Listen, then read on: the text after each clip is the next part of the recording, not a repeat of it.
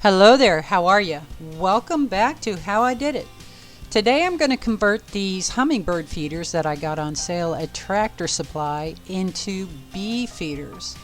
And the only thing that you're going to need to actually do this conversion is a pair of scissors and some old metal screen. I don't think the fiber screen will work, and this metal screen worked perfectly. So the first thing that you're going to want to do is disassemble the hummingbird feeder, which is simply unscrew the container and take the little flowery things off. And there you have nice, perfect plastic. What you're going to do with this plastic is scuff the inside of it. That way when the bees land on it, their feet are wet, they can actually climb back out. They won't drown. And as you can see, different bottoms will require a different type of screen to be cut out.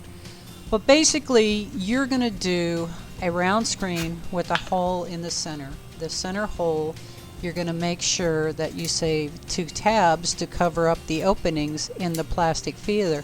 Otherwise, these bees will go past the paper towel in there, get up inside of those feeders. Alright, so we're back to me cutting this.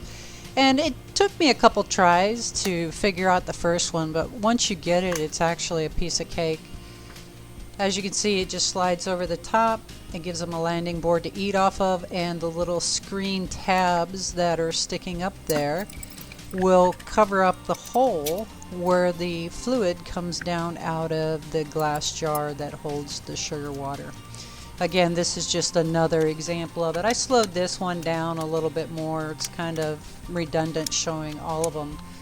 But yeah, this I had to MacGyver the crap out of it. But I was so happy with the way it came out. And it was funny. I went back out there to hang these things up, and I actually had bees out there waiting on me. I was like, this is great.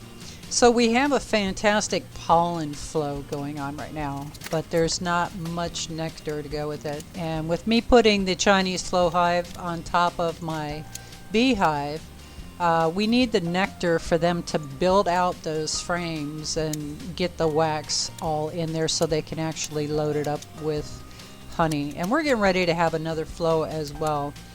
Like I said, right now we have a great pollen flow, but there's not much of a nectar flow. So by me hanging these feeders with the 1-to-1 sugar water, they'll have the resources necessary to build those frames out. As you saw me doing there with the sandpaper, just giving it a quick scuff. You know, it doesn't have to be super aggressive. It was actually a pretty fine sandpaper. And then that's the finished product. Nice, round, and the little tab that'll go up the side and block those holes so the bees can't get up inside of them.